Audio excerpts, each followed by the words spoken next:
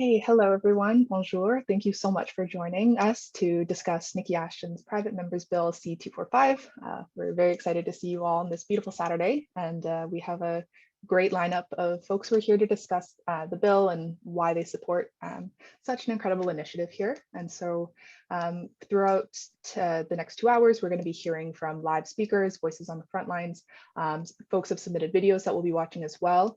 Live transcript is available if you'd like to turn that on. And feel free to ask questions in the chat, stay engaged with the conversation, let us know where you're calling in from, and we'll try to get to as many questions as we can. And without further ado, I will now turn it over to MP Nikki Ashton. Thank you so much, Angela, and thank you to everyone who's joined us here today to be part of our event, People and Our Planet Over Profit, a call to action on Bill C-245. I am joining you from Treaty 5 territory, the traditional territory of the Nisichawasik Cree Nation, my hometown of Thompson. And I'm so thrilled that all of you are here with us today. I am very thankful to the participants that will be sharing their voices with us during the next couple of hours. I first want to acknowledge my colleagues, Member of Parliament for Nunavut, Lori Idlout, Member of Parliament Leah Gazan of Winnipeg Centre, who will be joining us in the next few moments. Thank you, Lori, and thank you to Leah, who are not just colleagues, but great friends. And I also want to thank the brave voices from the front lines that are joining us here today. A longtime educator, Edith Loring Kuhanga, based in Lytton, British Columbia. We also have Dr. Roberta Lexier from Mount Royal University, Jesse Cochran of Peguis First Nation here in Manitoba, and Kevin O'Reilly, MLA from the Northwest Territories.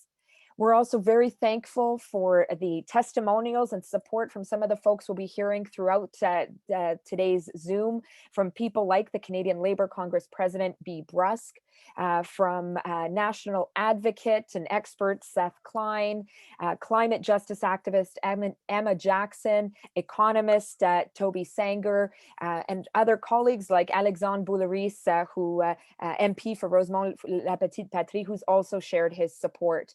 There are others as well who've shared written testimonials that we've been profiling over the last number of weeks.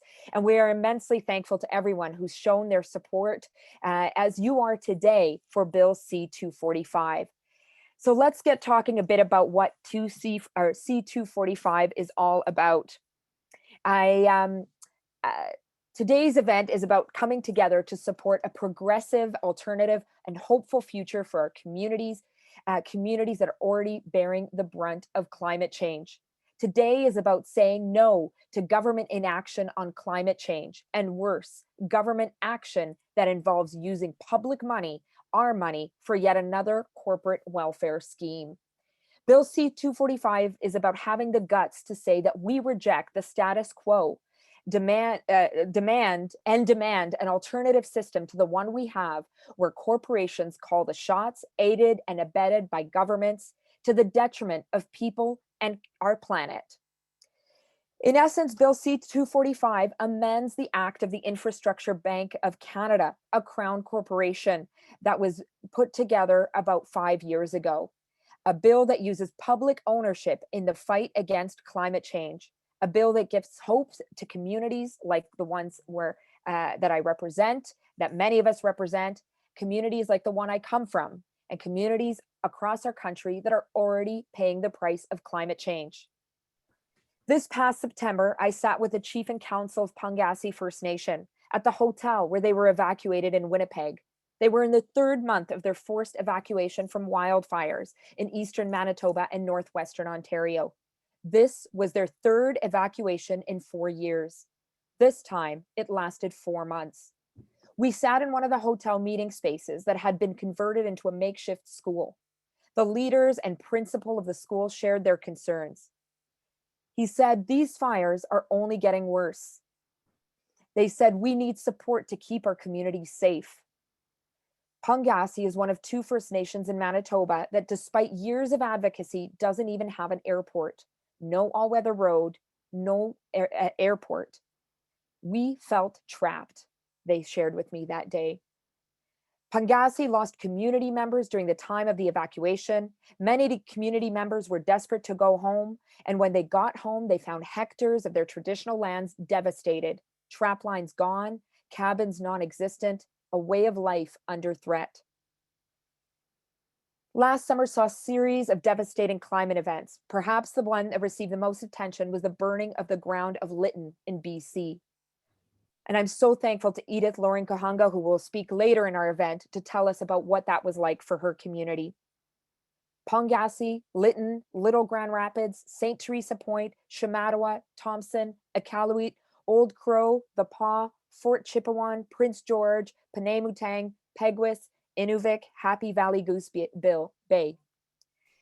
This bill is for all of our communities that have been sounding the alarm for climate change for some time. They have been clear on what they need and what we need to mitigate and adapt. Communities that have been ignored. This must change. Time is running out. We know the IPCC came out with a recent damning report highlighting the absolute need to fight climate change. The report outlined the need to ditch fossil fuels. They talked about how we're on a fast track to climate disaster. There's been many reports and many kind words, but not enough action. That's what Bill C-245 is all about. It's a tool in the toolbox that we can be using at the federal level to be able to fight for our communities and support our communities.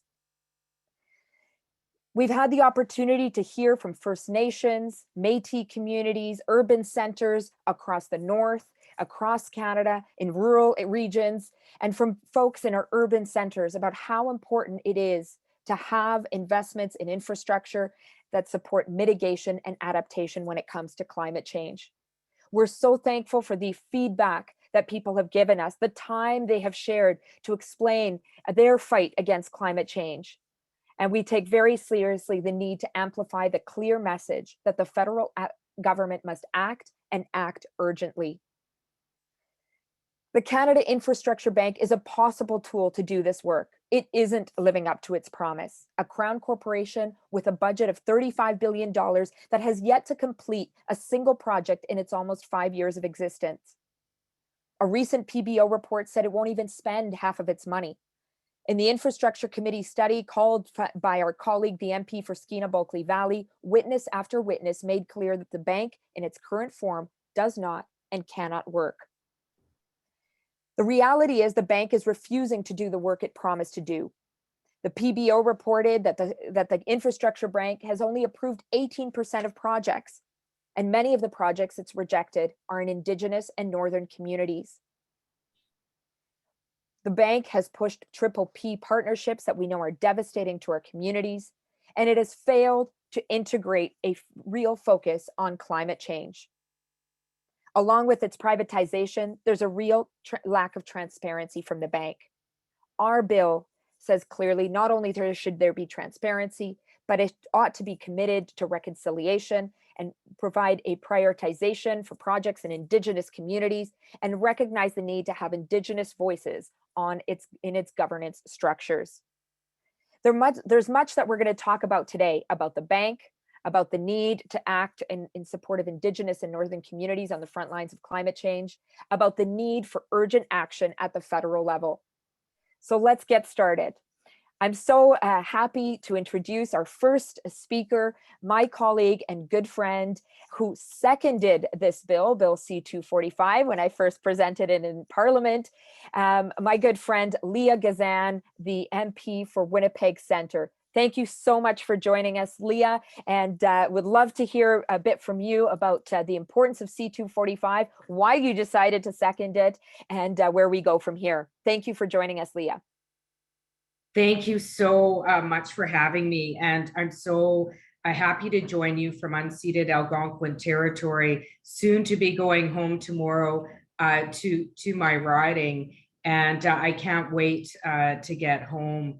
And, you know, I'm really excited to be here today as the seconder of Nikki's private members bill, Bill C-245. At a time where we all know we are in a climate emergency. Everything that we do now going forward should have been happening before, but everything we do going forward is critical. We are in a crisis, and this crisis is costing lives. And, I know that prior to joining the event, Nikki shared some examples about how the climate crisis is impacting her at home, is impacting Indigenous nations and communities at home, because Indigenous people very much true are on the front lines of the climate emergency. And that's why bills like Nikki has put forward, Bill C-245, are so critical, because we need to ensure that we are fighting, particularly for communities that are on the front lines of the climate emergency. And this includes shifting the priorities of the Canada's Infrastructure Bank. We shouldn't be looking at for-profit solutions. We need to make this public. And that is exactly what Nikki's bill aims to do. Now, I sit in the House of Commons, and every day I hear a lot of rhetoric about how we are going to meet climate targets, how we are taking aggressive steps to tackle the climate emergency. And I hear this every day from the Liberal government. Well, I want to tell you, it is false. You don't fight the climate emergency by building pipelines. You don't fight the climate emergency by allowing the rich to get richer. We need to ensure that infrastructure is put in place to protect people on the front lines of this crisis. Now, I have been impacted, and I think we've all been impacted as we look around the world, but even in our own backyards, how the climate emergency is impacting us every day. In Manitoba, as Nikki pointed out, we saw devastating floods. I think of Peguis First Nation in Nikki's riding that is underwater. First Nations across Manitoba that are impacted on the front lines of the climate emergency. In my own riding of Winnipeg Centre, every year, with the heat waves getting hotter and hotter and hotter, we lose people to heat. We are in a crisis, and we need to take bold steps to address this crisis. And I'm very pleased that Nikki put forward this bill, which I'm very proud to second today, to find at least one way that we can mitigate this climate emergency. Because we know, particularly for Nikki, for ridings like my good colleague, Lori Idlout, who will be speaking soon, that Indigenous and Northern communities are some of the communities hardest hit by the impacts of the climate emergency, and they are left to fend for themselves. And I know Nikki brought up winter roads. Well, how are we going to get supplies up north if the water or the ice continues to melt? How are we going to ensure that people have what they need in remote communities? So I think we're beyond choice right now. Nikki is providing the government with an opportunity by presenting her bill to do the right thing. And that's why I'm so pleased to join Nikki today and all of you, my good colleague, Lori. I see a lot of friends in the room, Morgan Gay, who ran provincially in the last election. I see you're here as well. But we need to take bold steps now, and we need to send a clear message to this government that should this bill come up for vote this Wednesday, that there's one option. They need to support this bill. They need to ensure that people get what they need. They need to ensure that the communities that are hardest hit are not being left behind. So I'm very happy and excited to join all of you to say to this government on Wednesday, vote in favor of Nikki's bill, Bill C-245. Thank you. Thank you so much, Leah, for that powerful message. Again, I'm so thankful for your support and appreciate that you shared as well the perspective, not just, of course, in the communities not too far from Winnipeg, but also in the urban reality of climate change that's already hit, in here in the prairies, for example, and in Western Canada in a big way as well. I did want to sort of touch on the timing. Obviously, those of us in Parliament know a bit more. But on Monday there'll be the second hour of debate for this bill, and then as you pointed out, the vote will happen on Wednesday. And we've had some very interesting messages from Liberals that are actually supportive of this bill, that are frustrated with the fact that the bank is not delivering for communities, that believe there needs to be investment in Indigenous communities when it comes to climate change. And so that's why we're really encouraging folks here today to show their support through our campaign. And I believe we'll be sharing the link that where you can click and send a letter to Liberal MPs. Just say, look, we know it's coming up. We need your support for this right now. I'm wondering, Leah, if you have a couple minutes, maybe we'll take a question from folks that are online. If people want to, I know Angela is monitoring this, but if anybody has a question, please put up your hand, and we'll get a question for Leah.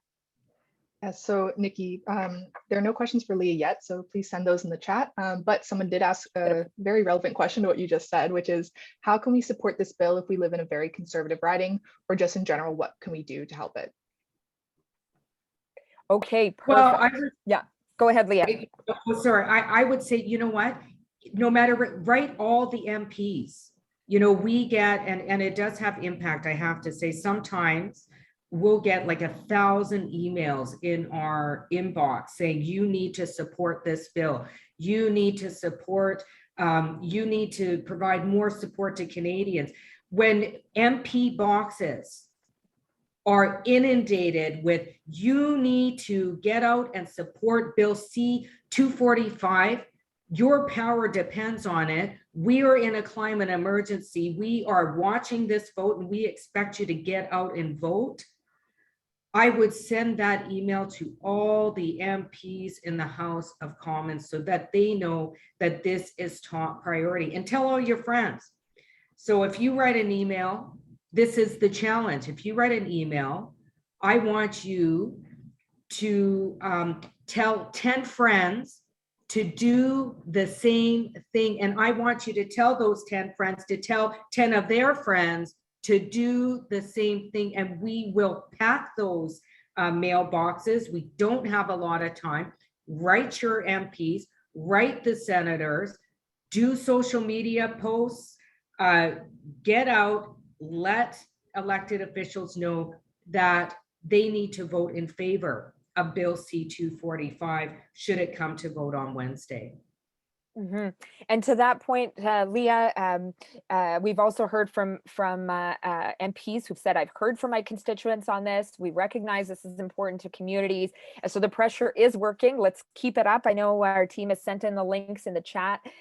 Please check it out. Please send your emails. As Leah said, tell your friends.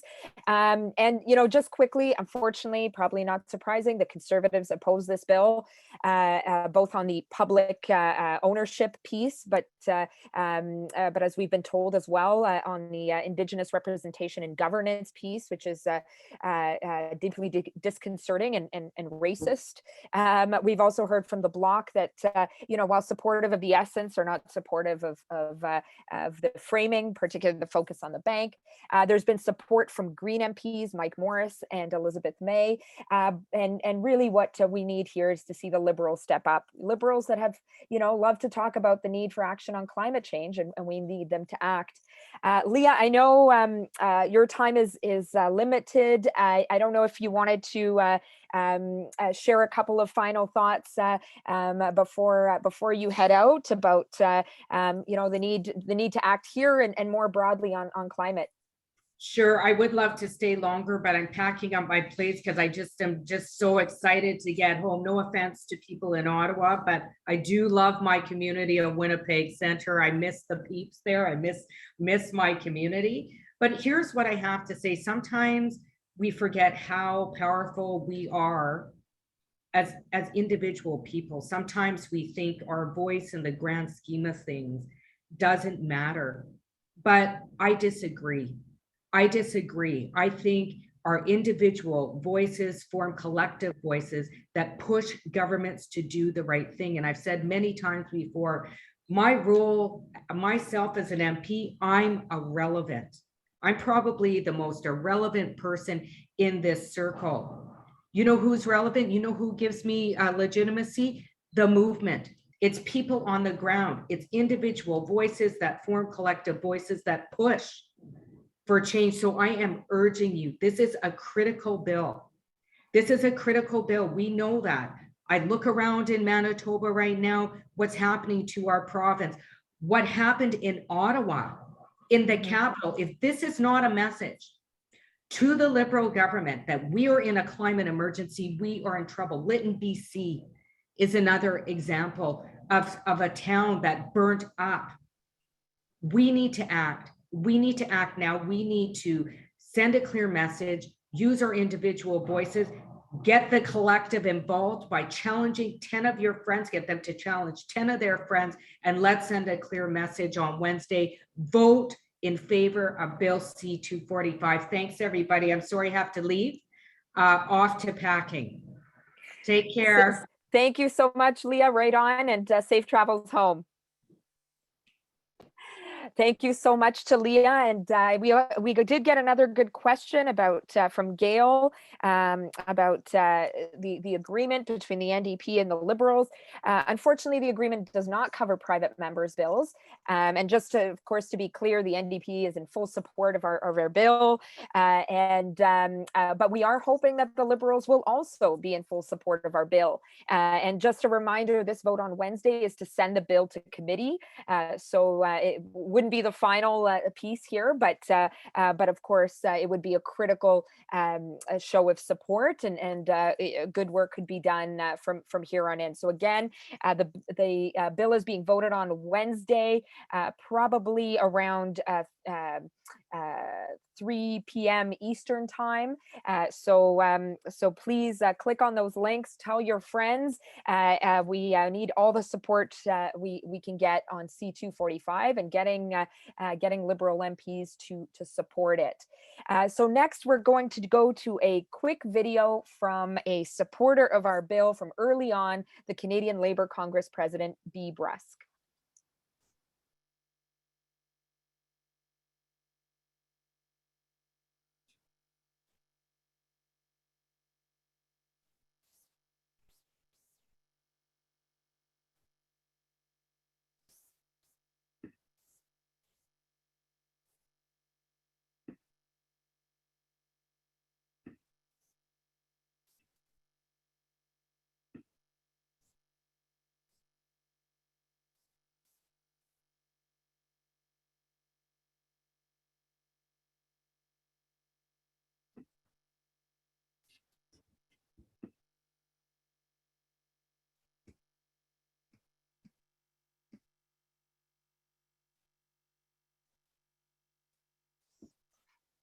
Hello, I'm Bee Brusk, President of the Canadian Labour Congress, and I'm here to support Bill 245 tabled by NDP MP Nikki Ashton. The reformed infrastructure bank proposed by Bill 245 reinforces its role as a crown corporation by removing the infrastructure bank's capacity to seek out private capital from its mandate.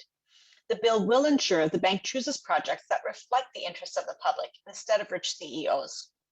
It will focus on investing in public projects that help us to meet our targets and help communities with mitigation and adaptation projects that are no longer tied to the interests of billionaires.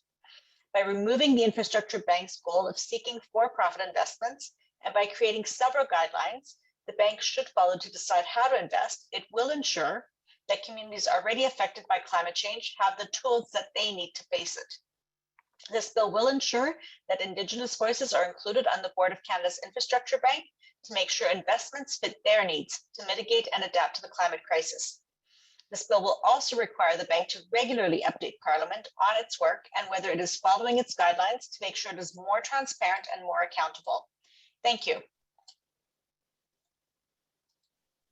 Well, thank you so much to Be Brusque. There is a visual that was attached that we just had a technical issue, but you heard the message there, and we'll be sharing the Canadian Labour Congress's president's video online as well. Very thankful for the CLC's support. And I do want to say that we've done a lot of work to engage grassroots labor as well on this campaign, recognizing that many labor activists, unions, labor councils are constantly fighting back against privatization and against P3s and are very clear in the importance of public ownership, which is what our bill C245 is about, as Bea Brusque mentioned.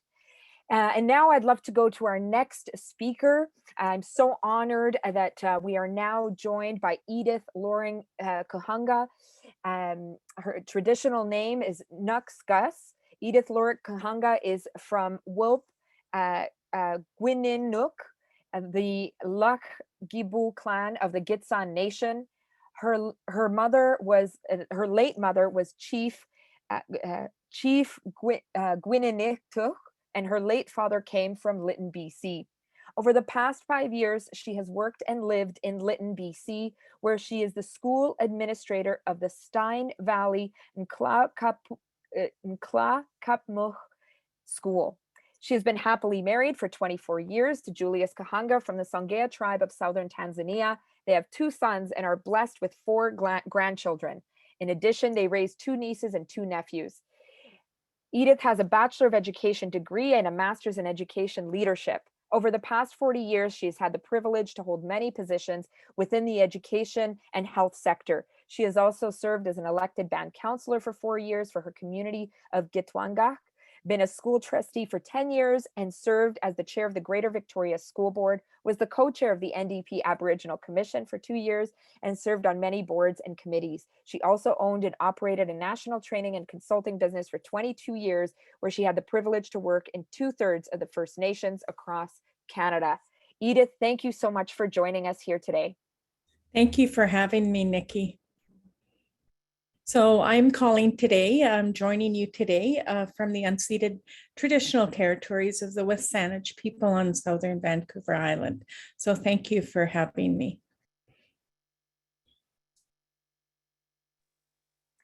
We're so thankful to you, Edith, for being here. Your voice was one of the first voices we heard from at the national level when that devastating fire essentially burned Lytton to the ground. And I'm wondering if you can share with us your experience with climate change, Lytton's experience, and where we need to go from here. Great, thank you.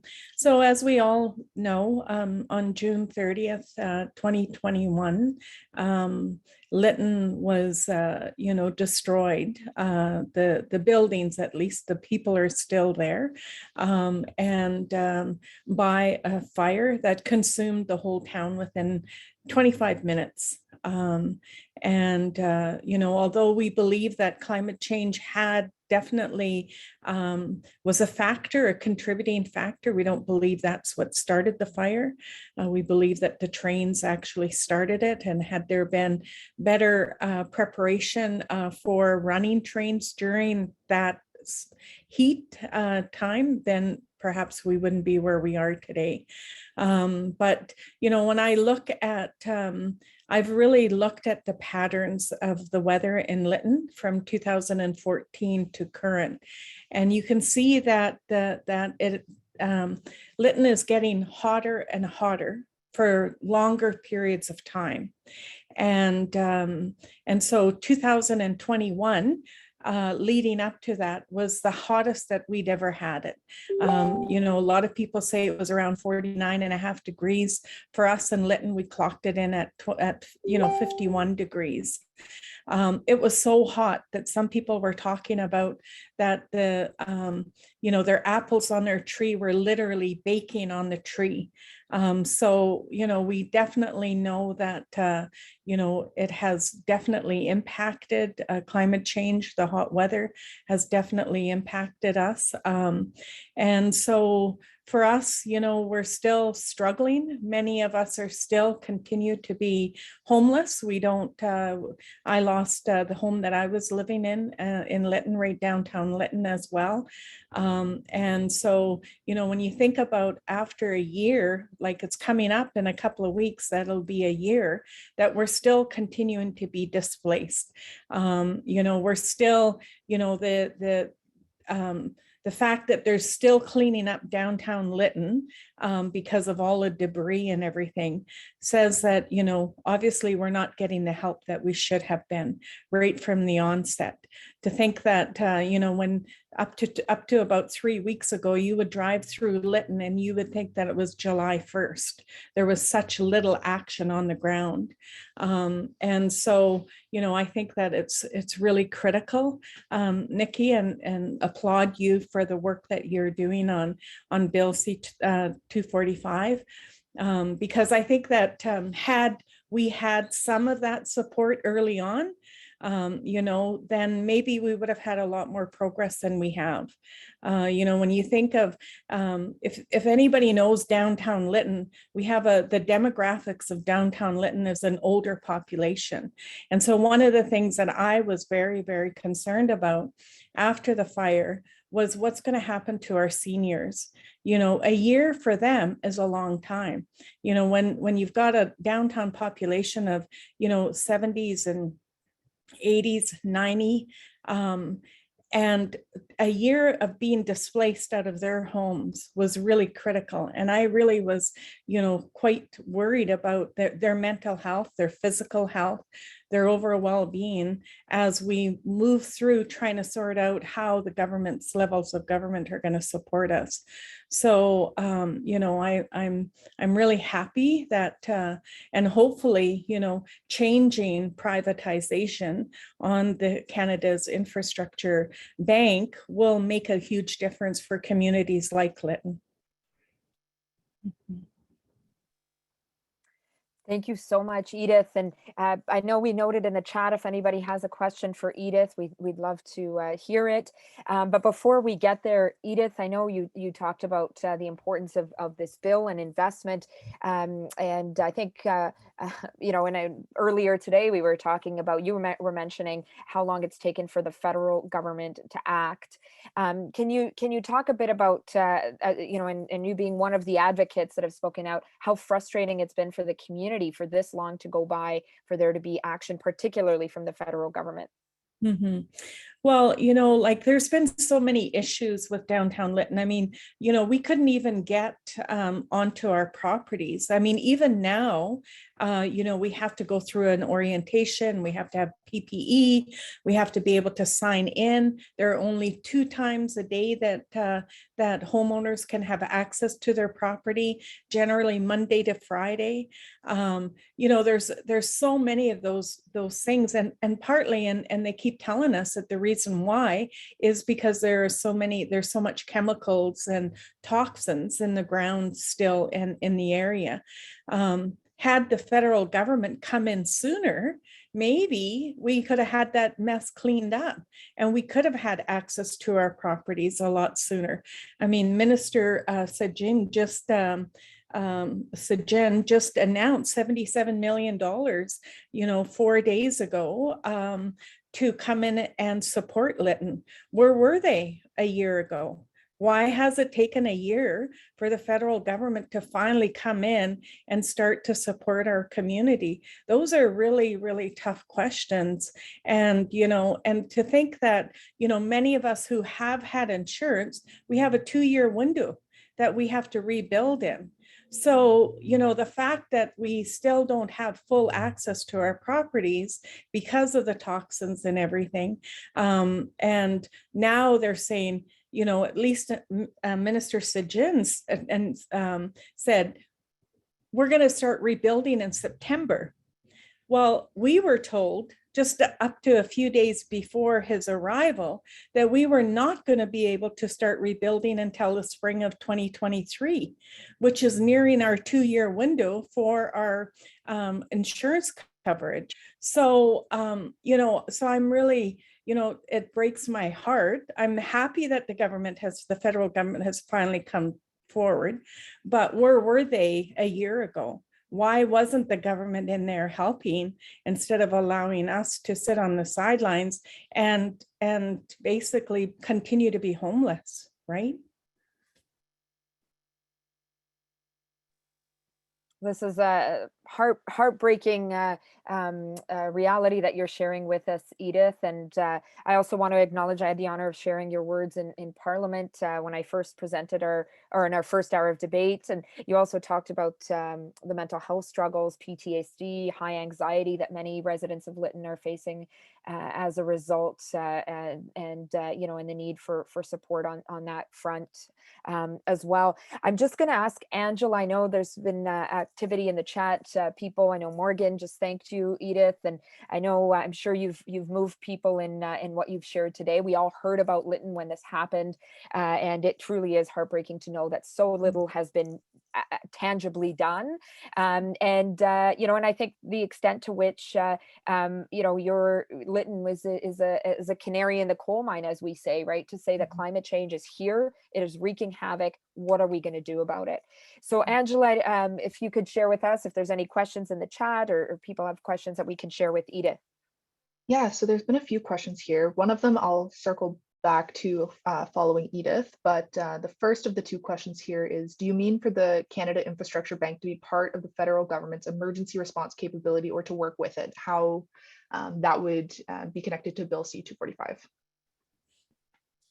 Well, I think that, having access to funding, because, Lytton, the village of Lytton, like if we could kind of take a look at sort of the demographics within Lytton. We had the village of Lytton, which is a downtown Lytton, which is primarily non-First Nations people that live down there. And then you've got Lytton First Nation, and Lytton First Nations has 54 reserves. But one of the reserves that was really close to the downtown Lytton that caught on fire was IR 18. And that reserve basically was disseminated. There was only one home that was left. They lost their band office, they lost their community hall, and all of that.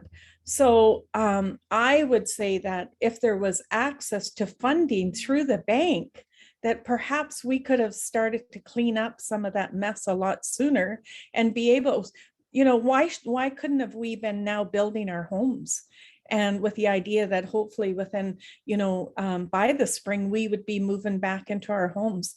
That isn't even on the radar at all. So, so I feel that if it wasn't so privatized and it was much more public, then it would be communities like the village of Lytton and Lytton First Nations would at least be able to access some of those funds.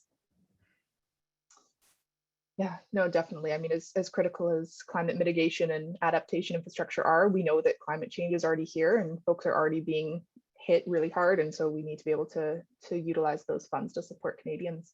The second question that's come in for Edith is from Robert, who asked if you could speak more to the relation between municipal authorities and Indigenous leaders. Does the chief have the authority and resources to address the community's needs? No, I mean, it's jurisdiction issues, right? And that's been part of another problem as well.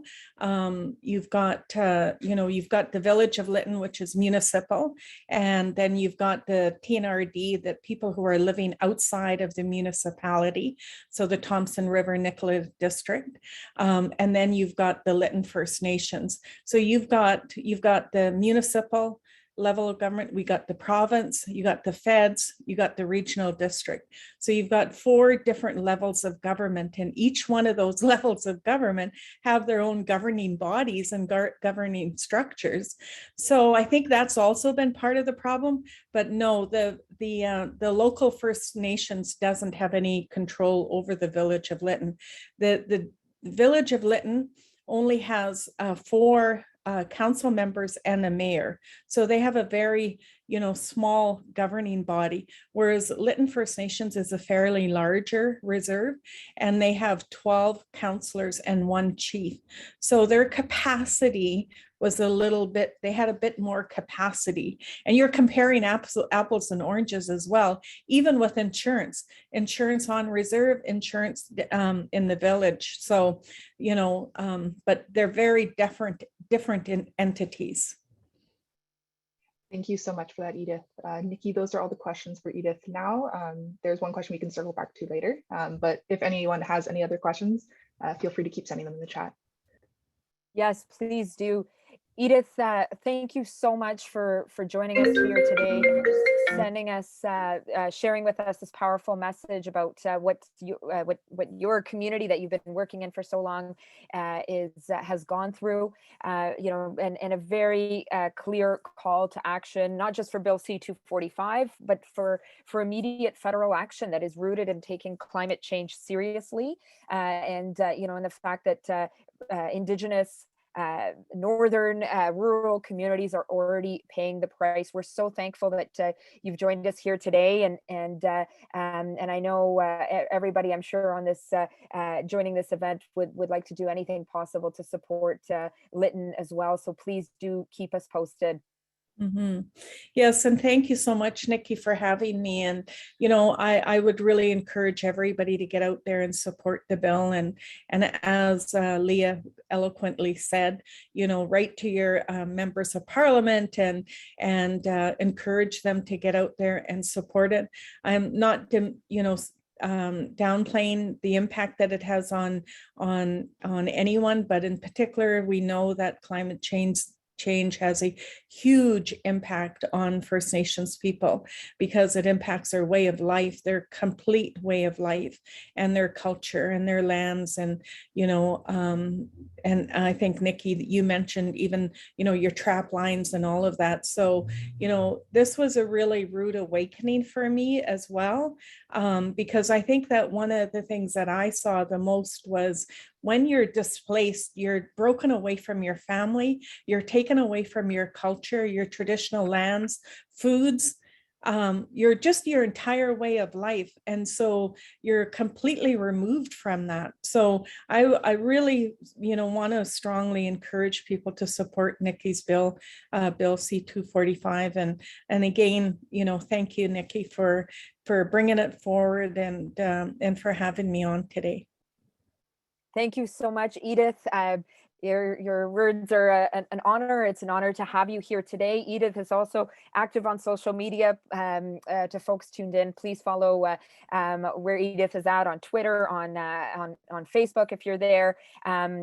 We of course tagged her in today's event. So thank you so much, Edith, for being here, and we're with you in solidarity. And safe travels later today. Thank you. Thank you, Edith. Next, we're going to have a video from our good friend and national advocate, leading voice on climate change, Seth Klein, somebody who we engaged with early on as we were putting this bill together, and who was an inspiration in our discussions, particularly around the need to focus on public ownership in the fight against climate change. So with that, I'll turn it over to the team so we can hear from Seth Klein. Hi, folks. Seth Klein here with the Climate Emergency Unit and author of A Good War, Mobilizing Canada for the Climate Emergency. And I'm happy to be joining you to say a few words in support of Nikki Ashton's Bill 245, the bill to reform the Canada Infrastructure Bank. This is something that is dearly needed. Let me start off by giving you one example. As many of you will know, I wrote this book around how we mobilize for the climate emergency, structured around lessons from the Second World War. In the Second World War, in order to expedite this true emergency speed and scale in terms of military production, the government of Mackenzie King, overseen by C.D. Howe, no lefty by the way, created 28 crown corporations. That's how serious they were about making sure this job would be done in time. In contrast, the Justin Trudeau government has created 2 new crown corporations, the Canada Infrastructure Bank, and the second, I hate to tell you, is the Trans Mountain Pipeline Corporation. It's the one that makes us all the proud owners of a 60-year-old pipeline from Alberta to my province of British Columbia. And that first one, the Canada Infrastructure Bank, is so far accomplishing precious little. And that's a real shame in some respects, because most of the federal government's infrastructure spending on climate is being done through the Canada Infrastructure Bank, and it's painfully slow. It's painfully slow in large part because they have forced the bank to do all of its work as public-private partnerships, bringing in all of these for-profit private sector partners. Once you do that, you make the work so much more ponderous, so much more time-consuming.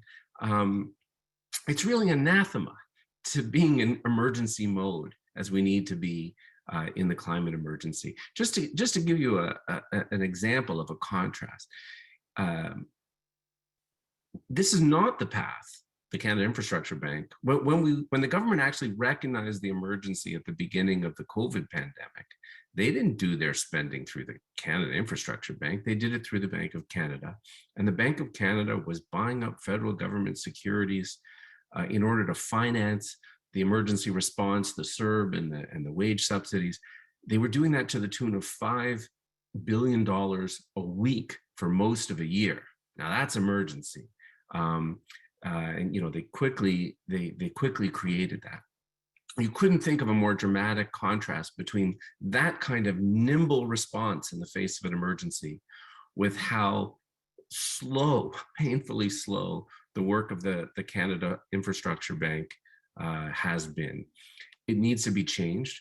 What Nikki Ashton's bill is proposing in terms of getting rid of the P3 requirements is definitely the way to go. Not only would it be faster, but the other problem with that is that the current model basically socializes the risks, the costs, and privatizes all the gains.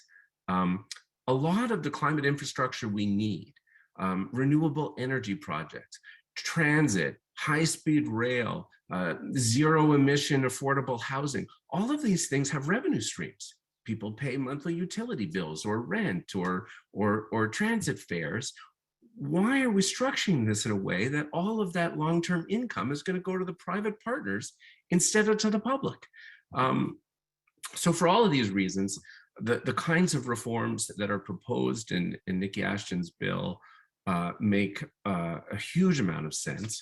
The governance reforms that she's talking about, especially ensuring that Indigenous communities and nations are part of the governance structure of a reformed climate bank. This is what's needed. And we need to restructure its mandate and focus so that it can truly achieve speed and scale. And it's an initiative well worth supporting. Thanks. Well, thank you so much to Seth Klein for his video and for his supportive message. And I don't know if you can see me yet. Maybe in a sec. Okay, here we are. So big thank you to Seth Klein for his supportive message. And as I mentioned, Seth was a force early on when we were putting together this bill, and you heard it from him. We have the power to do this work, to meet the moment, and public ownership is the way, a critical way forward to ensure that we're able to leverage the kind of investment necessary to deal with the climate crisis, and center the needs of communities, right? Center the needs of people and our planet as we do this work, which is definitely not what is happening with the Canada Infrastructure Bank right now. With that, I know we had a couple of questions before we head to our next speaker, Dr. Roberta Lexier. So before we do that, let me turn it to Angela for a couple of the questions that have been coming in. Sure. So I'll raise two questions here. The first question is from Gail Greer, asking if there's any common ground between the proponents of this bill and the members of the Standing Committee who voted to abolish the Canada Infrastructure Bank.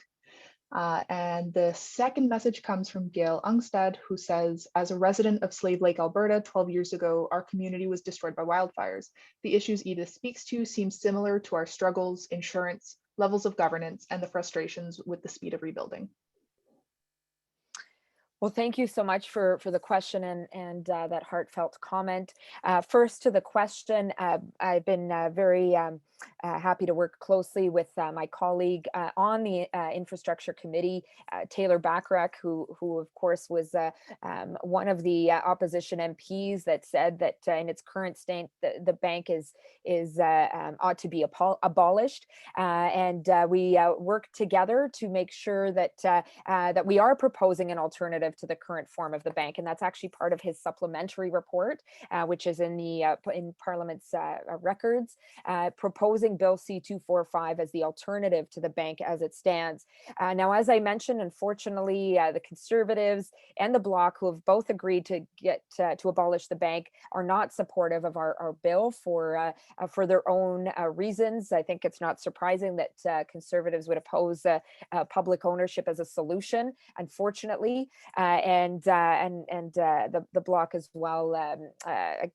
Well, I'll leave it to them, but have an issue with supporting national institutions. So really what we're saying here today is we need your help in reaching out to all MPs, but particularly Liberal MPs in and around you. You may not have a Liberal MP, but if there's one next door to you or a couple ridings over, please reach out to them and call on them to support Bill C-245, which is being voted on this Wednesday. We have put our Linktree campaign in the chat. Click there to get you a letter out and online. It's pretty straightforward. So please check it out and let Liberals know that we want them to support Bill C-245.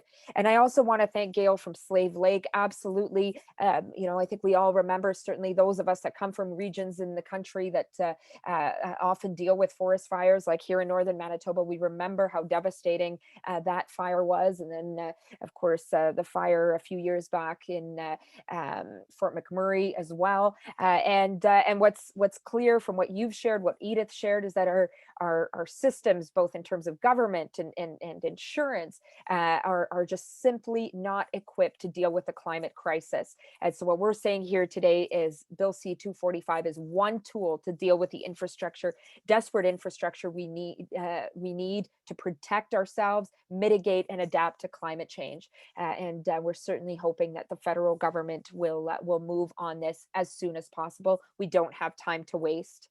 Now I'd like to go to our next speaker, a speaker who was involved in our Bill C-245 Southern Alberta event. And I'm so honored that she's back to join our national discussion, Dr.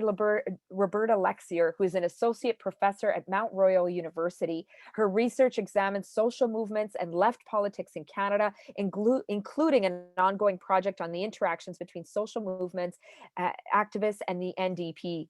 She has co-edited two collections, Mind the Gaps, Canadian Perspectives on Gender and Politics, and Party of Conscience, the CCF, the NDP, and Social Democracy in Canada, and has published on the Waffle Movement, the New Politics Initiative, and the LEAP Manifesto. She is nearing completion of a project on the Lewis family and their connections to social democratic thought and practice in Canada. She is a frequent contributor to the Forgotten Quarter and the Alberta Advantage podcast, excellent podcast, and a member of the Harbinger Media Network Board of Directors. Dr. Roberta Lexier, Roberta, we are so thrilled that you're joining us here today. Thank you.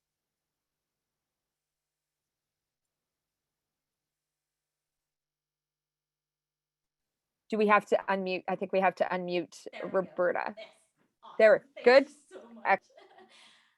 Well, thanks for having me. And I just want to do a really quick land acknowledgement. I assume you did one at the beginning, but I'm coming from Treaty 7 territory and the Métis region number 3.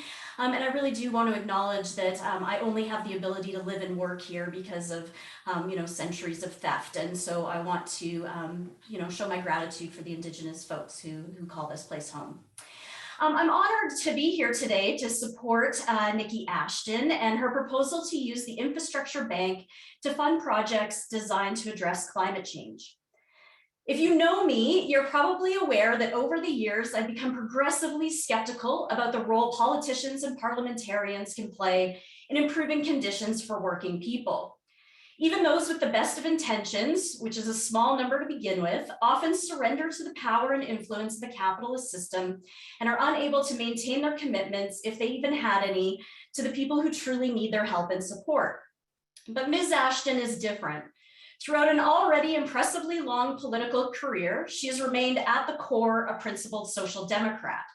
She has been a loud and consistent voice for Indigenous folks who have been oppressed and exploited by ongoing colonial dispossession. She's engaged effectively with the international community to advance the socialist cause globally, which I would argue is really our only option for success. And she works tirelessly to insert class analyses into public discussions and debates, and to lift those who are left to slip through the cracks of our dwindling social safety net. And so for me, it's an honor to be here to help advocate for this action. And this bill is no exception. It's simply the most recent proposal from a fierce and principled social democrat committed to improving lives for the masses. And while Parliament is only one venue for social change, and the ongoing struggle for a just and equitable society requires concerted effort from individuals inside and outside every single one of our institutions and organizations, there is, despite the decades of neoliberal propaganda, only so much autonomy individuals actually have over their lives, given the limitations and/or opportunities provided by the broader social, political, and economic conditions. Governments have the ability and the responsibility to mobilize the vast resources at their command to act on behalf of the collective.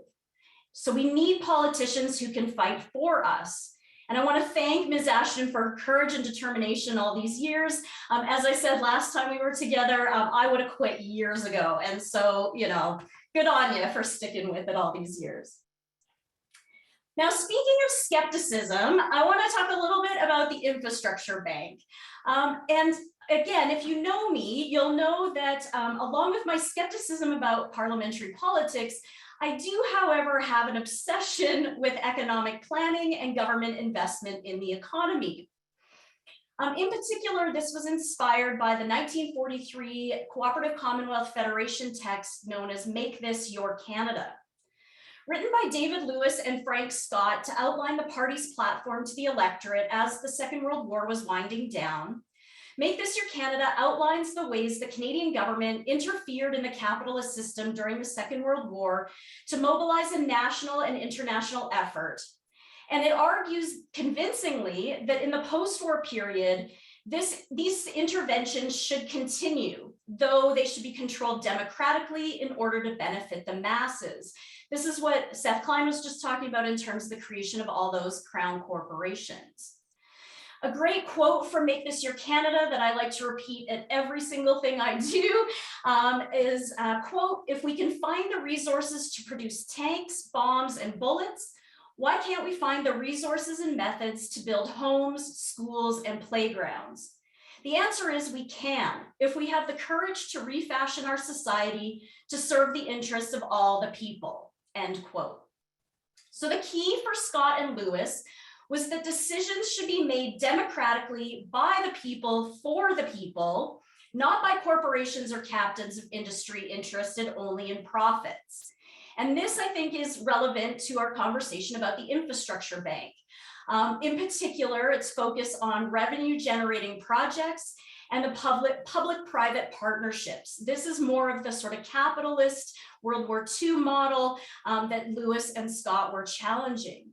So Ms. Ashton, perhaps challenging the spirits of her social democratic ancestors, proposes amendments that would encourage public, not private partnerships.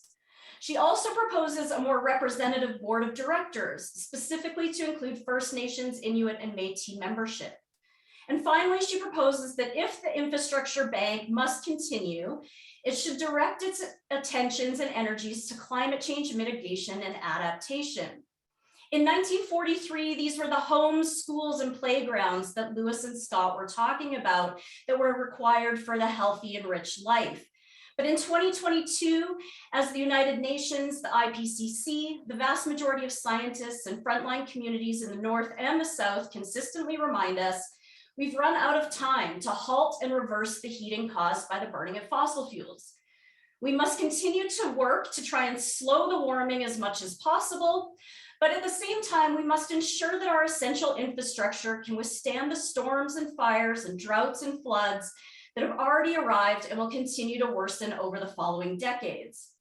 I want to reference Seth Klein's work here, as he just talked about his book, A Good War, where he compares the Second World War and the climate catastrophe and the need for an all-out battle against it. And this, I think, is the importance of this bill, ensuring that public money is directed to protecting our communities from harm in the coming years, rather than growing profit for the shareholders of multinational corporations who can protect themselves as the world burns. Lewis and Scott would be, I think, very proud.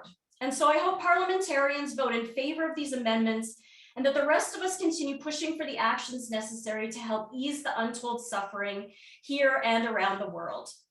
Solidarity to you all. Thanks.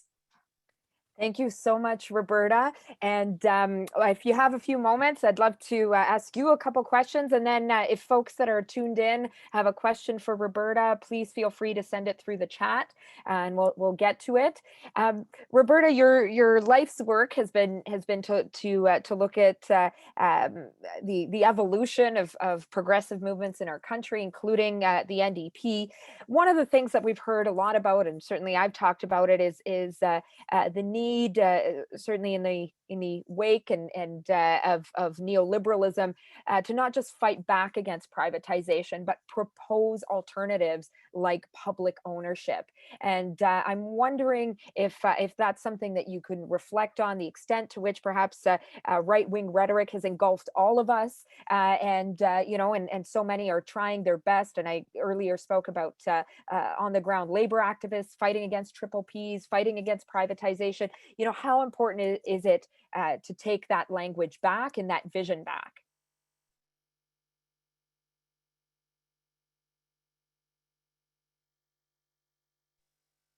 There we go. Sorry, I should stop muting myself and then I don't have to do this. Yes, I mean, absolutely. I think one of the key problems with neoliberalism is that it has really invaded all parts of us as individuals and as community and societies. And I think it's incredibly important for us to fight back, not just using the language of proposed by capitalists and neoliberalists about economic growth and prosperity and individual bootstrappery and all of those sorts of things, but to show that there actually are different and better ways to organize our society, and that we have, I mean, I'm a historian, so I focus on the historical period, and that we have examples of this from different time periods when, social democrats would stand up and offer a real alternative to people. And I think Make This Your Canada is a really great example of that it really dreams of a different society that uses some of the similar techniques maybe, but achieves a different goal, which is really for all of us to flourish and thrive as human beings. And so it's on us, I think, as social democrats and the left to show that there are different ways to organize. Right on. We hear you loud and clear. Roberta, I wanted to also share the fact that obviously we had a very active discussion during our Alberta event a few weeks ago, and a lot of talk around the good work that progressives are doing to fight for things like public spending, public investment, public ownership. We hoped, and I'm wondering if you could share sort of the desire from folks on the ground, perhaps not just people that would jump and say they're progressive, but to see things done differently, including in a province like Alberta, when it comes to climate change. Yeah, it's a really great question. And I think honestly, people want this. They don't know that they want it necessarily because they don't have the information and they don't have people talking to them and explaining all of this to them. But I think, the vast majority of the population wants a livable planet, wants to have access to all of the joy of expressing themselves. They want to not be working all these ridiculous hours for no real pay and no benefit. They don't want to be paying high gas prices and all of these things. But the problem is, and I think this relates to the point you made before, is that they're not being offered an alternative very much. The alternative that's being offered is coming from the right, and in particular, I would argue, and we can have a discussion about it, but I would argue it's a particularly fascist approach. that is trying to save the capitalist system. When in fact, I think if we could talk to people and if we could really lay out these arguments and the basis for amendments like you've proposed to the infrastructure bank, I think we really would get a lot of people on side because they do realize that something has to change. They just aren't being offered the right alternatives. They're being offered gross, horrible ones instead. And we need to change that, I think. Right on. Roberta, I can't thank you enough. That was an inspiring message, and straight from Alberta, from somebody who's seen what what this vision for doing things differently could and should look like, centered around public ownership, people power, protecting our planet. Roberta, I want to thank you so much for sharing your strong message today, and for all of your ongoing work. I know you've left us with the energy, or you've given us energy to keep up the fight here on C245 and beyond. Thank you so much for being with us here today. My pleasure. Thanks for having me, and really good luck on this. And keep up the hard work, because we do need people who can force this action to happen, and we need it. Thank you. Thank you so much, Roberta, and looking forward to being in touch on this and so much else. Thank you for joining us here today.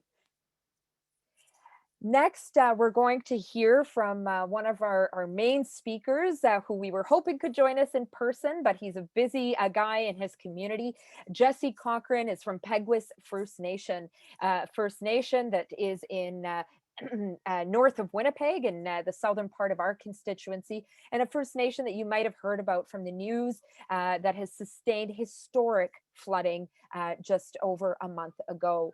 It is a First Nation that was forcibly relocated by the federal government in the late 1800s and later 1800s and early 1900s, and taken away from fertile, livable land and forced onto a floodplain. Peguis is a First Nation that has sustained flooding over its history numerous times, and is a First Nation that knows what it takes to push back and what they need.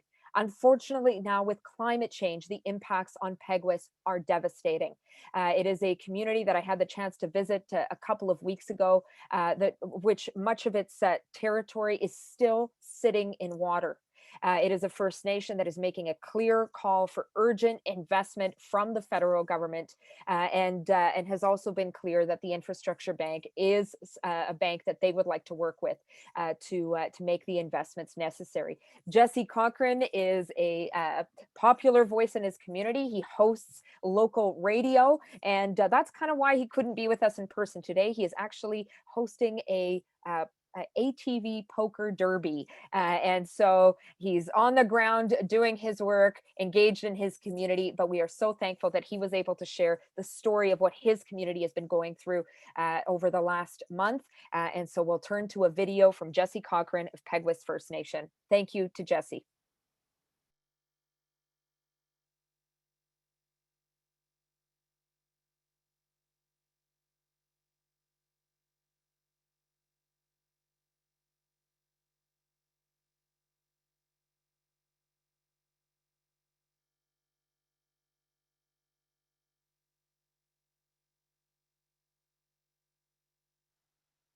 Hello, my name is Wawatemakwa Inene, Northern Lights Bearman in Ojibwe.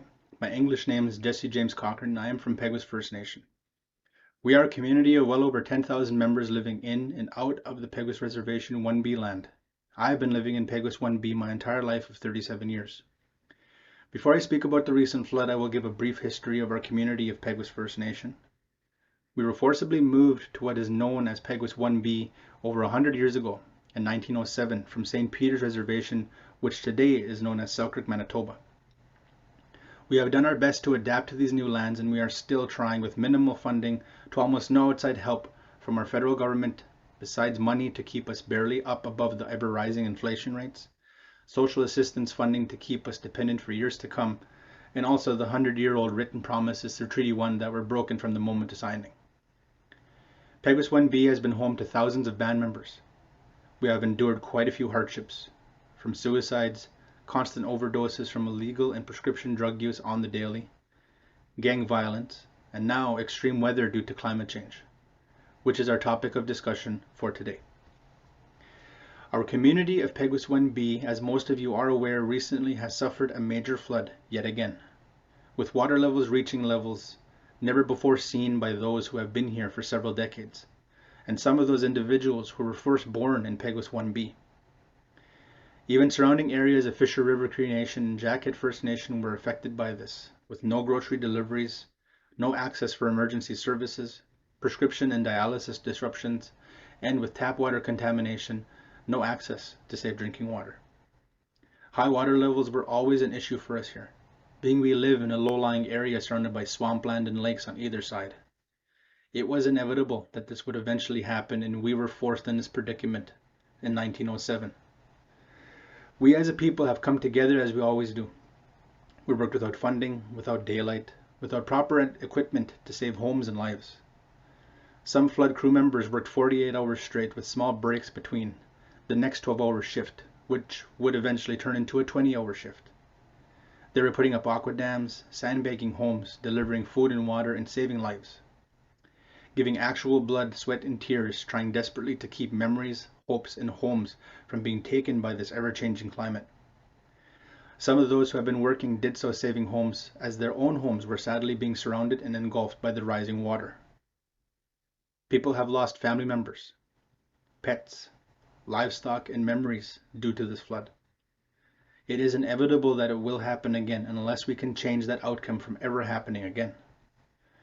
We desperately need support in these ever-changing times, as extreme weather is on the rise and will be plaguing our already struggling community.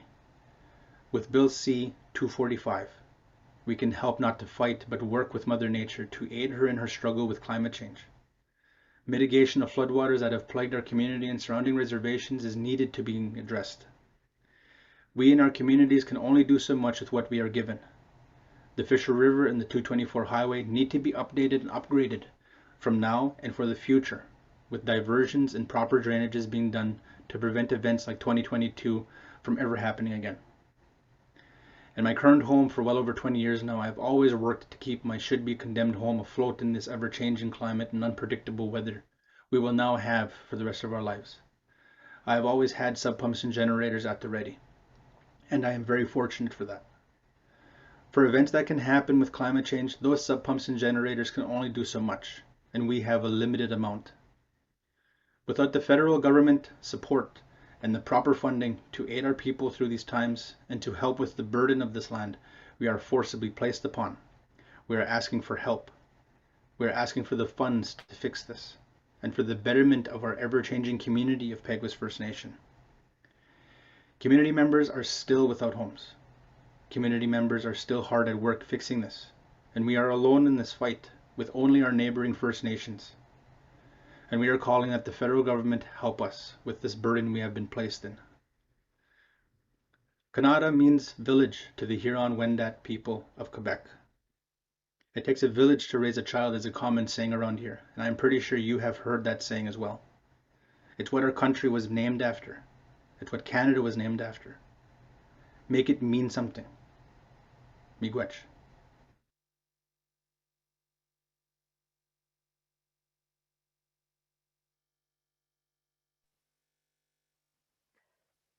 Thank you so much to Jesse Cochran for sharing his message, sharing the heartbreaking experience that his community, Peguis First Nation, has been going through.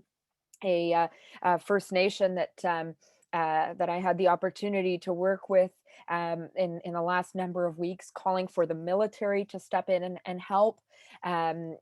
We also have been very clear that that there needs to be immediate support for people who are still evacuated. About 10 days ago, there were still 500 people evacuated from Peguis into cities like Winnipeg and Brandon. And as Jesse pointed out, that there needs to be long-term mitigation infrastructure investments into Peguis to prevent this devastating flooding from happening again. The solutions are there. What we need is political will, including through changes to the infrastructure bank, to make a difference. Very thankful to Jesse for joining us here today and sending his clear message for action. I now want to share a message from somebody who has been a big supporter of our bill, and somebody who we went to early on as well to get her advice on how we can best get this done. I'm so thrilled that Emma Jackson, a renowned climate activist here in our in Canada, has also sent a message of support that we'd like to share with you here today.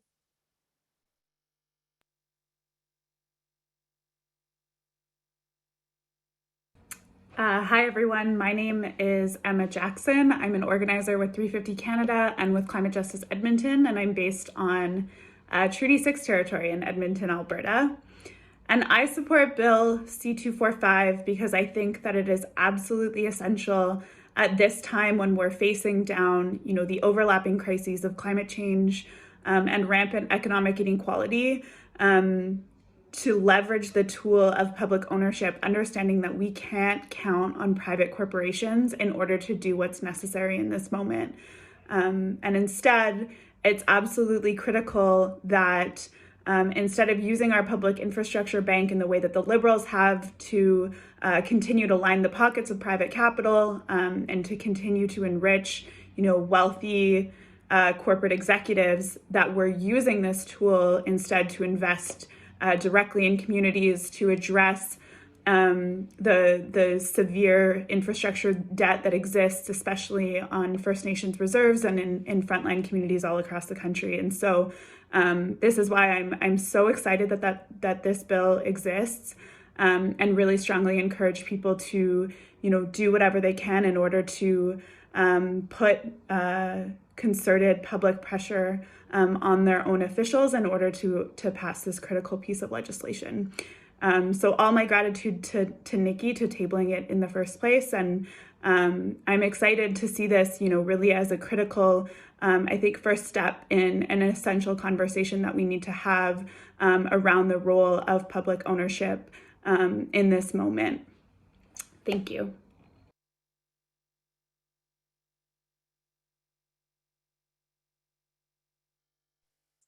Well, thank you so much to Emma for sending that message of support.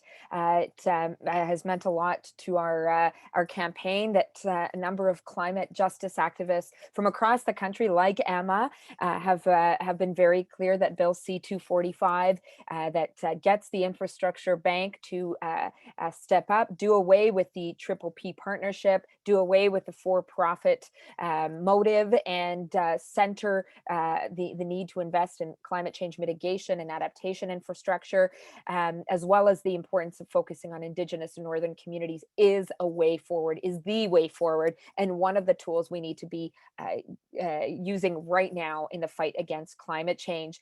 And I know Angela, who's been at the lead of our campaign, has been in touch with a number of climate activists, including in her home area, that have also been very involved in a number of grassroots initiatives to show their support for Bill C-245. And I was wondering, Angela, if you could talk a bit about some of the work in your neck of the woods, but also support that we've seen from folks that care deeply about the need for urgent action on climate change from across the country. Sure. Yeah. I mean, it's been an incredible experience being able to hear from folks across the country about what this bill means to them, how it would help their communities. I've been speaking with a lot of labor groups and environmental groups, and I think it's really interesting just hearing about all the different perspectives and getting those on the ground stories like we've heard today about just how devastating the impacts of climate change already are, and all of the barriers there are just to access this funding. I'm calling in from Hamilton, Ontario, and green infrastructure investment has been a big talk around here with the federal and provincial investments in Dofasco and Stelco, our steel sector, to try to reduce those carbon emissions. And so I think folks in the GTA and in Hamilton understand how valuable these investments can be. And while we might not be facing the impacts of climate change as hard as some northern and rural and Indigenous communities right now, it is top of mind where you hear these stories. And so to hear the level of solidarity from folks across the country has been really inspiring. And hearing people talk about being scared of what's going to happen with their future, their communities, their children, You know, as scary as it is, I think that this bill has given a lot of people hope that it's a very tangible, concrete step that we can take in order to mobilize these funds and really give those communities the tools they need to be on the forefront of tackling the climate crisis. Right on. Well, thank you, Angela, for sharing that, and very thankful again to all the climate activists, labor activists, Indigenous leaders, advocates who've been very clear that Bill C-245 is the path forward in the fight against climate change, is one of the things that we need to be moving on urgently to be able to support our communities that are on the front lines. Thank you so much for sharing that, Angela. And next, we are going to go to a video. And again, a reminder to folks, our vote is on Wednesday, this coming Wednesday. Please click on the Linktree link in the chat. Send an email to your MP, to Liberal MPs in your area and around you that you want them to vote for Bill C-245. We want them to vote for Bill C-245, an urgent action on climate change. Next, we have a video from Toby Sanger, a longtime economist, most recently involved with Canadians for Tax Fairness, somebody who's been on the front lines of proposing progressive economic policy that really takes stock of the challenges that we face. Toby is an economist we turned to early on because of his groundbreaking work in analyzing the Canada Infrastructure Bank. He, along with some other economists, were very clear early on that it was set up to fail. And you'll hear more about him in a moment. I also want to acknowledge the support of other economists like Angela McEwen, who is now with QP National, who's been very supportive of our bill and was also part of our initial launch a couple of months ago. So we're very, very thankful for the support of progressive economists who've been very clear on the importance of Bill C-245, and people like Toby who have helped shape it as well. So here's a message from Toby Sanger.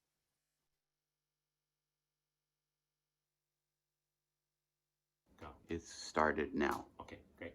I'm really excited by Nikki Ashton's bill to reform and amend the Canada Infrastructure Bank. It provides the opportunity to turn what has been a really disastrous neoliberal project into something that could be really positive for Canadians. In a sense, it's been good that the Liberals' plan for the original plan for the infrastructure bank has failed.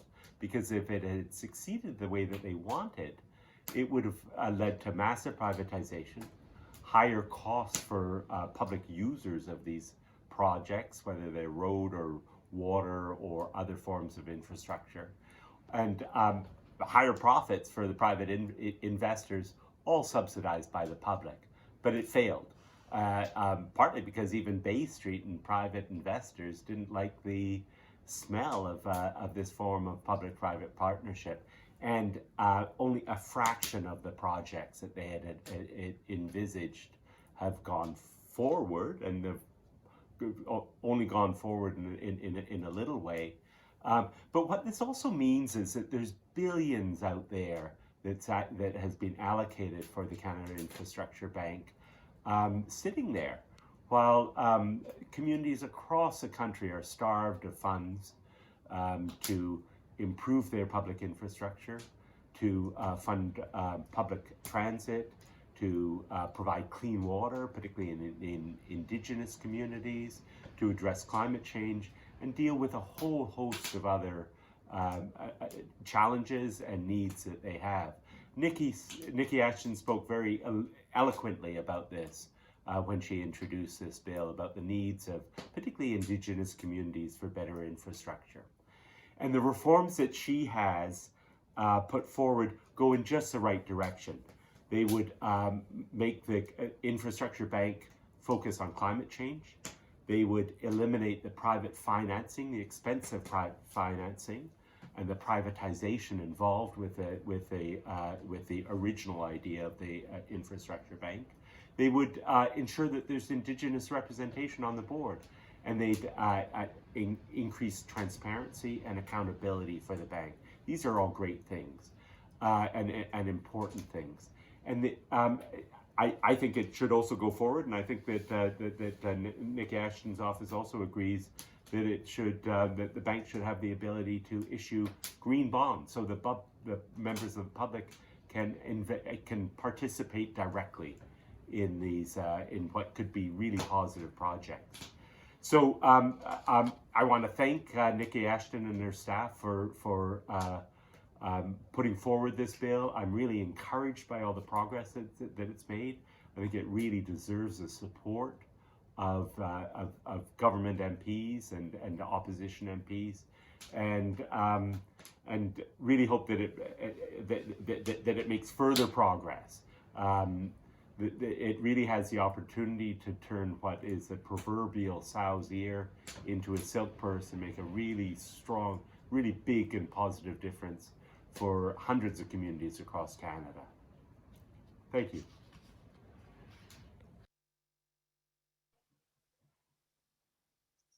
Thank you so much, Toby, for sharing that message, and what a beautiful background, even a crackling fireplace. Very appreciative of Toby for his message of support, and also, like I said, his influence in putting together Bill C-245 early on. Very honored to have the support of leading progressive economists here in Canada, who are clear the infrastructure bank is not working for people, and that public ownership is critical. Real public ownership is critical in identifying the solutions and making solutions available to our communities that are facing an infrastructure crisis when it comes to climate change. Next, I know we were hoping to hear from Kevin O'Reilly, MLA from the Northwest Territories, who's been incredibly supportive of Bill C-245. Unfortunately, it doesn't look like we'll be able to connect with Kevin during the time that we have, but I certainly wanted to acknowledge his incredible support. Kevin O'Reilly, the MLA for Frame Lake, rose in his legislature and made a member's statement in support of Bill C-245, explained why it would be important for communities in the Northwest Territories, and the support that communities like the ones he represents would have with the passing of Bill C-245. He also questioned the finance minister and urged the Northwest Territories government to show support for Bill C-245. And for that, we are incredibly thankful. And I also want to share that Kevin O'Reilly as well has been very clear about the devastating impacts of P3 partnerships overall, but particularly in his territory of the Northwest Territories, where P3s have wreaked havoc, most recently in terms of a major hospital in the Northwest Territories that was built on a P3 model, and it's just been one disaster after another. So Kevin, we're very thankful for your clear public support in the legislature and beyond for Bill C-245. And before we go to our final speaker today, who I'm so thrilled can join us, my colleague, Lori Idlout, we do have a quick video of support from another NDP colleague, a solid champion on the need for urgent climate action, my colleague, our colleague, NDP MP for Rosemont-La Petite Patrie, Alexandre Bouleris.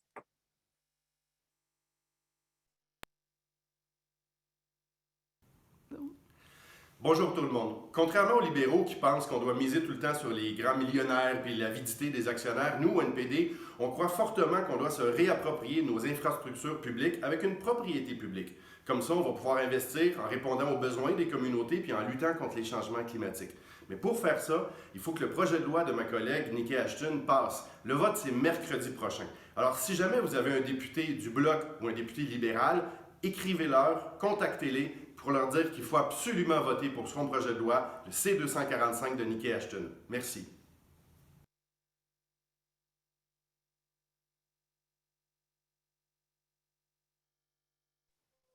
Merci beaucoup, Alexandre.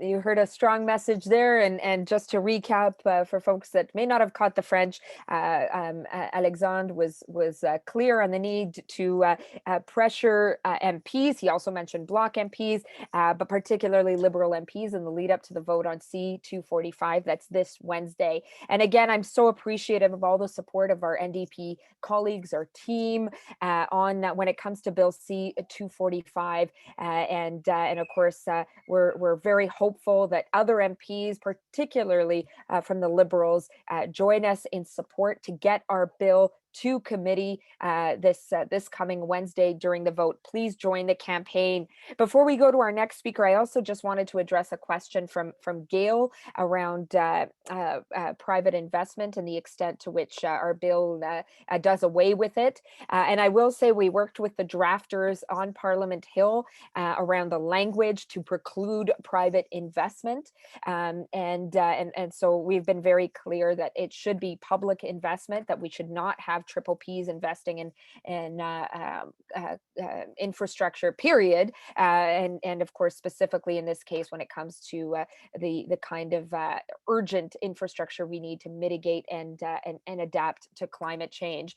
And so we've been very clear on that front, and this is the language that we worked with in Parliament and was recommended to get that message across.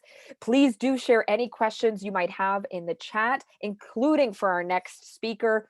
Our final speaker of today's event that I am so thrilled is here with us, my northern sister to the north of us, my good friend, the MP for Nunavut, our NDP critic for Indigenous Services and Indigenous Crown Relations, Lori Idlout. Thank you so much, Lori, for joining us here today. Qayan nami niki sivudlang mit okakaukto matin naksunga inukto masungo gamapigyaksunga pimareo gidlarik kakwela amisut tasayon nakodlugi inuktito tumin taman naitumit okakamatin naksunga tamani nunakakak simayo nunangan nitugugok Adawamin. Thank you so much, Nikki. What a wonderful event to be part of. Thank you for your leadership and for introducing your bill C-245. I think it's such an important proposal that I hope will be passed in the House. I also wanted to briefly acknowledge that I am currently in unceded Algonquin territory here in Ottawa, and appreciate this great leadership that you've shown, including the earlier days that we did have a great conversation with Madeleine Redfern, which I think we both learned a lot about what the realities are. I think Bill C-245 is very much needed. Just to give a quick perspective from Nunavut, all of our communities, 25 communities in Nunavut. I have 25 mayors that I can work with, 25 sets of school communities with each, elementary schools, middle schools, or high schools, all 25 communities running on diesel. So there are a lot of opportunities for improvements that can be had if this bill were to pass. I also wanted to share just a couple of messages from two elders that I've heard from when I asked for, when you asked me to reach out to my constituents about the impacts of climate change. I was very happy to hear from an elder. He's 71 years old, Lasalusi Ishulutak from Pangnaktok. He talked about how in his lifetime he's seen the change in our climate, how he has seen the skies changing in color, the air changing, and how that has had impacts on his communities and the environment that he's been around. hopefully we'll be able to post his video, maybe not today, but definitely at another time before the bill is voted on. Another elder that I heard from was Malik Laita from Kimmirut. And when I asked him to share his thoughts about climate change, he talked about the changes in snow condition. He mentioned that, for example, the snow doesn't harden like it used to, that there is only a thin layer of hard snow that's crusty that breaks easily. So he's said that in his lifetime that he's already noticed a huge change. As Leah was saying earlier, Indigenous peoples are at the front lines of seeing the impacts of climate change, and both Lasa Lucy from Pangnaktuk and Maliktu from Kimmirut are just two examples of seeing these changes that are happening. I also wanted to take this opportunity to talk about my home community in Igloolik and how this bill could possibly help this community, because Igloolik, the mayor and Hamlet councils had reached out to me asking if I knew of any funding that's available so that they could create a warehouse, as they had been very excited to be receiving a new fire truck. And unfortunately, there was no funding set aside for them to house the fire truck, which is a huge concern. And so I had mentioned the Canada Bank infrastructure, and I don't know that they've been able to get the loan that they've been seeking because of how restricted the bank currently is. So I think that with these amendments, it would be a lot easier for that community, for that municipality to secure the loan it needs to make sure that they can create a warehouse or renovate the warehouse that is in huge need of repair. As I mentioned earlier, we have 25 communities that run solely on diesel. I think that with the passing of Bill C-245, I could see a stronger effort to transition to the use of renewable energy like hydro. And I think that a lot of the municipalities would be able to find better ways to power their communities, and I think this bill creates that choice that the communities so need, because like what was his name? Like Jesse was saying, First Nations, Métis, Inuit don't just want to be continuing to rely on governments, municipalities, First Nations, Métis, Inuit. They want to be able to have their own success stories based on their own ways of generating income, generating revenues, and even if it's through loans through the infrastructure bank, I think that it would allow those opportunities to create those choices. What I like about what this bill does is that it proposes to make two very specific changes that I like. First, that it directs that the bank must give priority to investments from public institutions, all levels of governments, and specifically Northern and Indigenous communities. I think this is an important provision that ensures that Indigenous communities, Northern communities can find more ways to get the investments that they need to not solely rely on governments.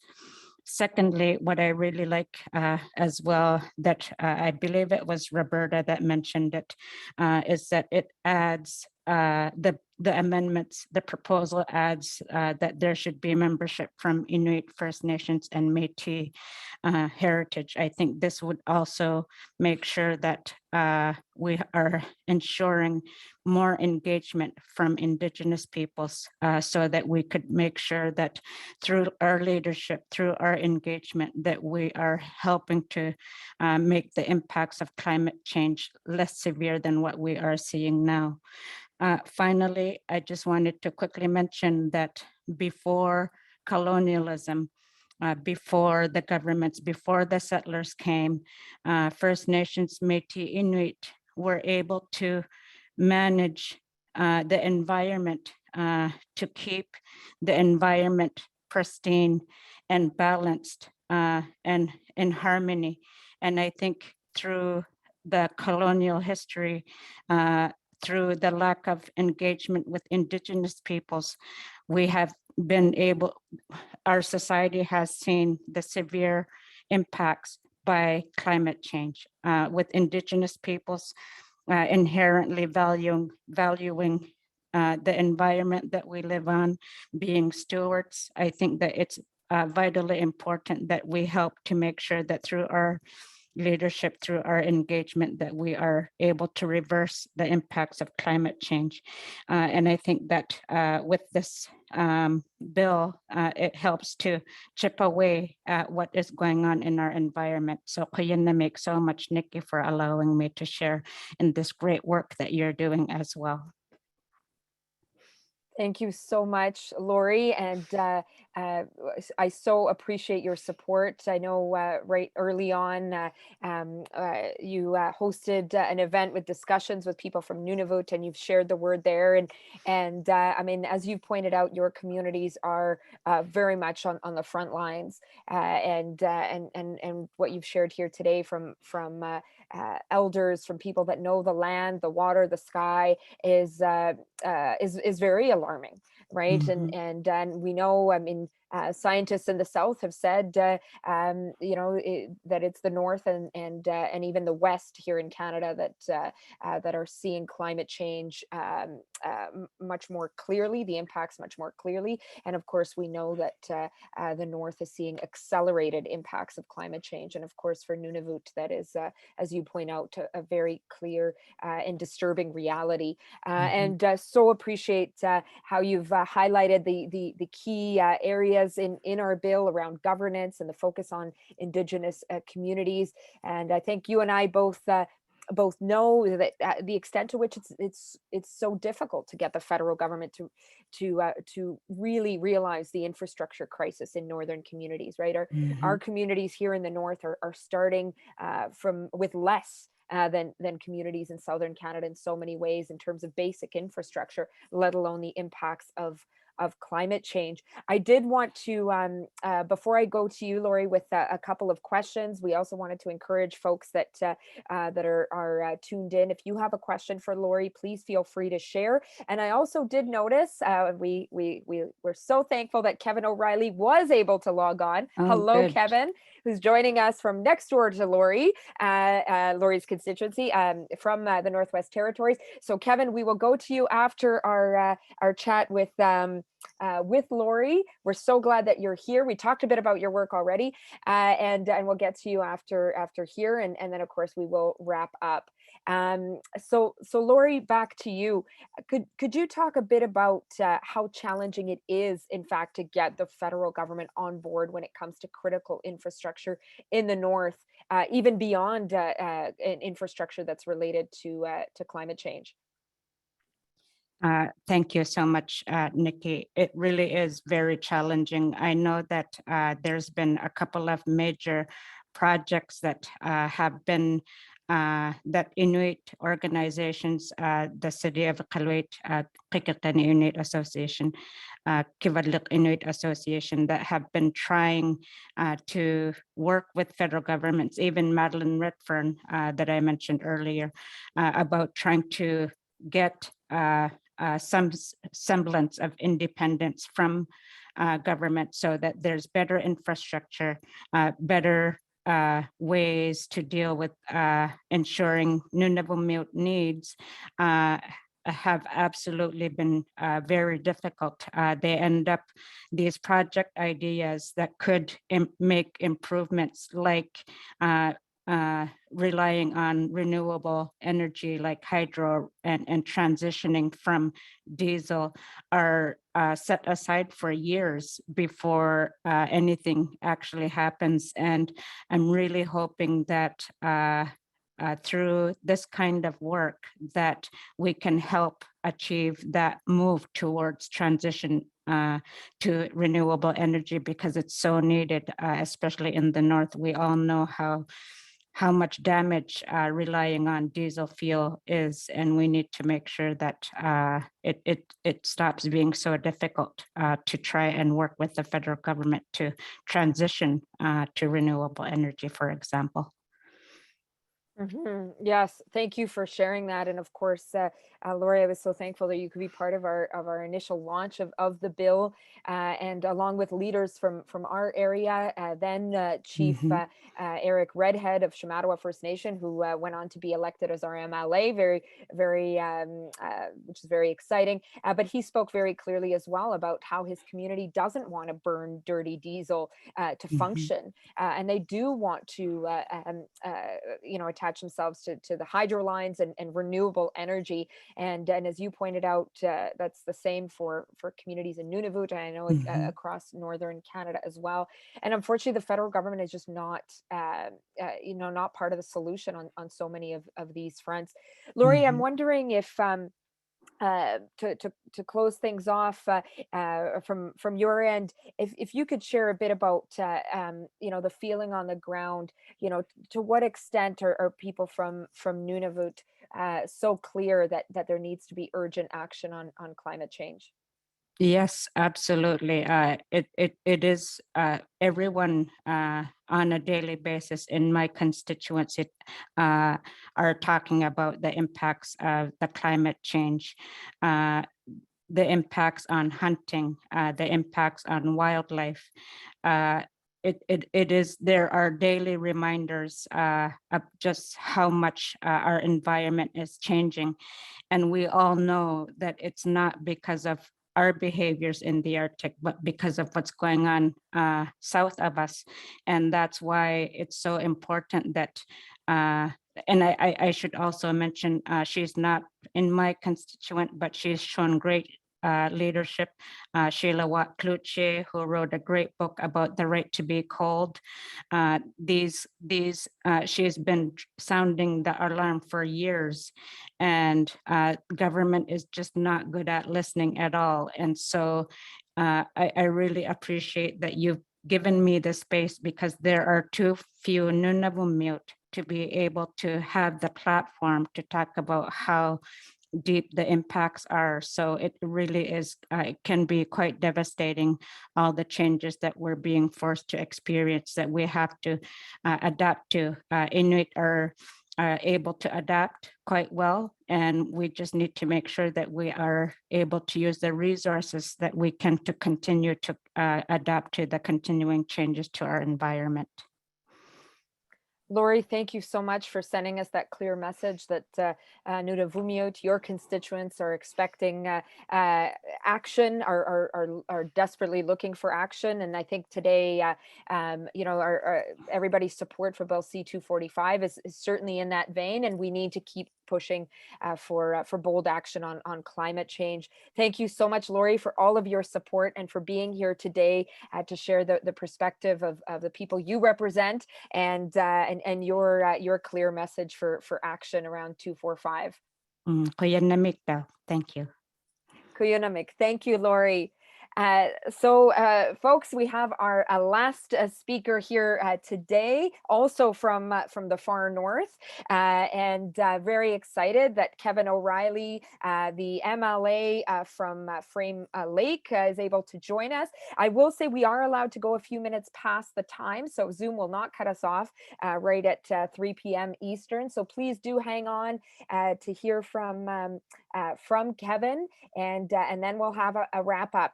Also, just want to thank everyone who's clicking on the link. We've sent over 50 emails just throughout this webinar, so it's working. MPs will hear from you. They'll also be wondering what everybody was doing between 1 and 3 p.m. Eastern that they've gotten these messages. But know that these are noticed, recognized by MPs, and let's keep up the pressure until Wednesday, when the vote will be taking place in the early afternoon Eastern time. So thank you for already clicking those buttons, getting in touch with your MPs and telling them to vote for C245. So our last speaker today, who I've talked to you a bit about, because we weren't sure if we'd be able to hear from him, or we didn't think we would, but we're so happy we are, is Kevin O'Reilly, who's lived in the Yellowknife in the Northwest Territories since 1985. He has worked for Indigenous, federal, and territorial governments and agencies on land use planning, environmental assessment, and resource management.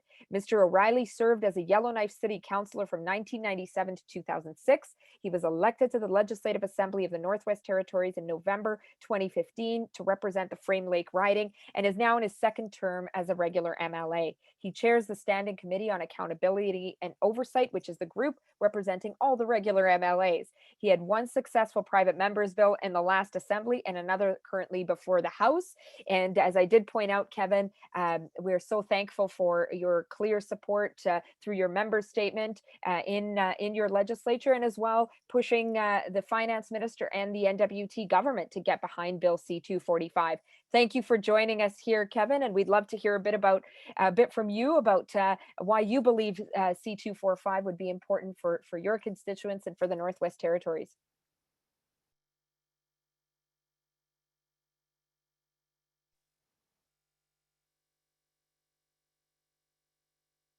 Kevin, I think you're still muted.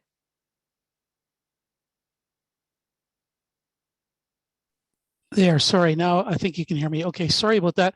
Sorry, I joined a little late. I messed up on the time. I was helping a neighbor dig some holes in their driveway this morning. So it's a great day to be outside here today. But no, I want to thank you, Nikki, for hosting this webinar, but also the work that you've put into the bill itself. You know, infrastructure is a big issue for us in the Northwest Territories as well.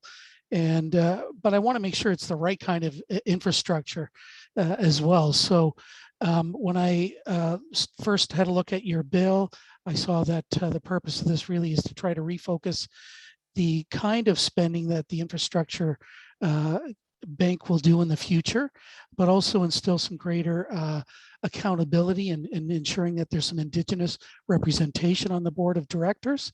And you know, some reporting of these new and I think improved objectives as well. So I think it's all good news, and I do hope that our MP here, Michael McLeod, will support the bill, and indeed all MPs I would hope would support this, because it will bring greater transparency, greater focus to what the Canada Infrastructure Bank does.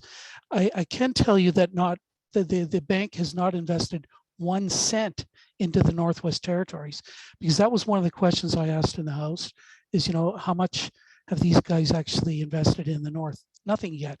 I guess they've got $35 billion over a period of time to invest, and nothing's been invested. But I also said that I want to make sure it's the right kind of investment.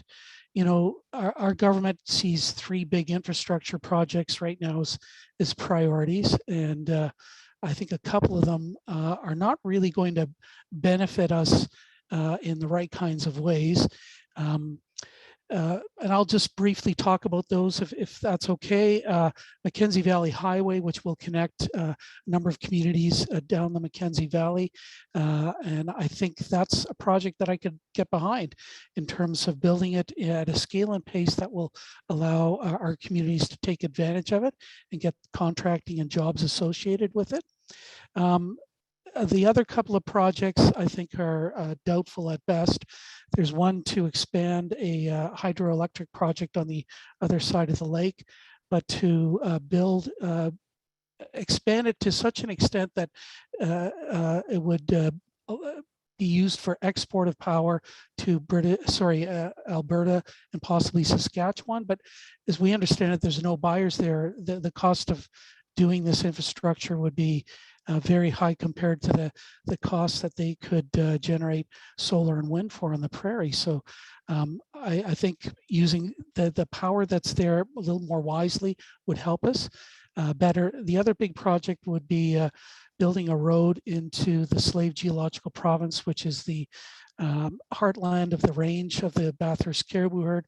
The herd has crashed precipitously from 480,000 animals now to 6,000. So I think building an all-weather road there to facilitate mining is probably not a great use of public funds. And we do have some experience with these P3s, these public-private partnerships here in the Northwest Territories. And I think it's fair to say they haven't really resulted in the kind of investment that people had expected or hoped for. Northern benefits haven't always accrued. And inevitably, they're very complicated arrangements. There's supposed to be some sort of equal sharing of risk in the public and private sectors, but that doesn't really always pan out. And there tends to be a lot of litigation and disputes around these P3s because they're so complicated. And so I'm much more interested in public investment.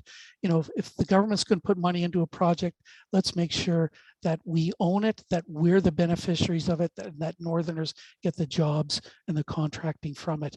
So, but look, I think this is a great bill. I do hope that it passes. And as I say, it's going to bring some greater accountability, greater transparency to how this bank is should be operating, and we'll give it more of a northern and a public focus. And I think those are good things. So for all of those reasons, I think this is a great bill, even if it's a short bill.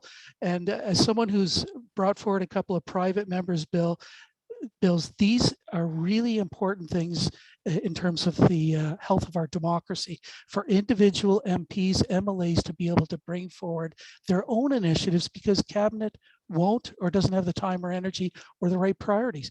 So hats off to you, for Nikki, for bringing this forward and doing it as a private member's bill. And I hope that it at least gets to committee so that people can continue the conversation. And if people want to make some improvements to it, you got to at least get it to committee. So I would encourage everybody watching to urge their own MPs to support this bill as well. So hopefully that's a few words of encouragement for me, and happy to chat a little bit more about it with you as well. Thank you so much, Kevin, and we really appreciate you being here and for that clear message about what this bill, how this bill could make a difference for the people you represent, for people in the Northwest Territories. And you know, as we mentioned earlier, we found out through the parliamentary report that so many of the proposals that went to the bank from Northern and Indigenous communities were rejected. You know, in many cases, they were told, or communities were told that the projects were too small.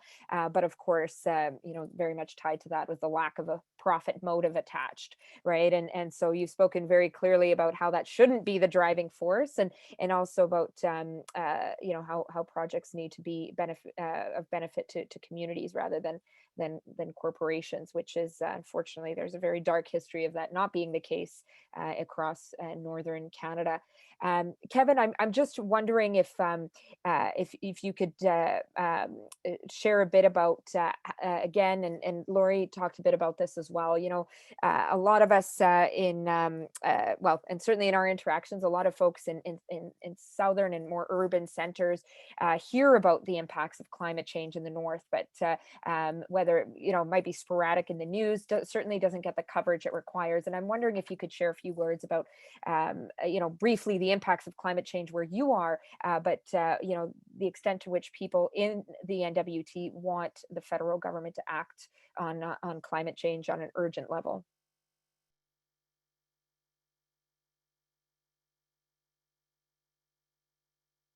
Oh, I don't think we can hear you. There, sorry, I get a prompt sometimes and I just wasn't able to click it fast enough. No, thanks. Well, you know, having lived here for 35 years, even just from my own individual observations, we're starting to see, different kinds of animals than we used to. We now have magpies. Never saw magpies when I first arrived here. Um, Crows. We would have ravens, but not crows. And I know, further north, people are saying that they're seeing different kinds of animals as well. And that's always an indication that something is going on. And, the last few years here, we've also seen big variability in terms of uh, extreme weather events, thunderstorms in the Beaufort Sea, which had never been seen or heard before, really. We've had, thankfully, the last couple of years, we haven't had much in the way of fires, but we did have one really bad year of fires about 4 or 5 years ago. It cost our government $55 million, which is a big chunk of money to kind of have to recoup or find the money to actually cover the cost of that. And our air quality for basically the whole summer was really poor in the southern part of the Northwest Territories. In terms of infrastructure, highways, municipal infrastructure, permafrost, melting, erosion. We're seeing a lot more of that, which requires rebuilding infrastructure and trying to make it more resilient. And so and we're, one of our communities, Tuktoyaktuk, is slowly with rising sea levels being eaten up. And they are now starting to think and talk about having to relocate, which will be an extremely expensive undertaking. So, those are the kinds of impacts that we see here on a day-to-day basis. And I don't think we've ever really done enough work to look at how do we better adapt our infrastructure and how much it's going to cost us over time. But that does flow over into the issue of mitigation. And I know people in the north always think that, the amount of emissions that we make are such a small part of the overall picture that it really doesn't matter. Well, but if we want people to help us deal with adaptation, we have to do our part in terms of mitigation as well. And the two areas that are the largest emitters of greenhouse gases are transportation for us, particularly trucks bringing stuff up to the north. So anything we can do to encourage ourselves to become more self-sufficient or switch from fossil fuels to electric, but probably even better, something like renewable diesel. That's what or hydrogen-based fuels. That's what we can and should be looking at, and that will require some investment, and I think support from the federal government. So the other big sector is mining, of course, and mining being a big part of our economy and a very important part of our economy, but they do generate a lot of greenhouse gases. So we've got to find a way to work with industry to better address their greenhouse gas emissions. Kevin, thank you so much for sharing the reality of where you are and why it's so important for us to support struggles like the ones that you and so many in the Northwest Territories are leading for climate action. And we really appreciate your support early on for Bill C-245 and how you've pressed your own government, the territorial government, to support the bill, as well as your MP, I might add, and so very thankful for that and for sharing the perspective from the Northwest Territories that this bill matters, and there's a lot more work to be done. And on that note, we have, I believe Angela said, 100 emails, over 100 emails that have been mailed out throughout this webinar. So right on, everybody. Thank you so much. Your pressure matters. Our message matters, and let's keep at it. Please tell your friends. Feel feel free to share the link tree with your networks.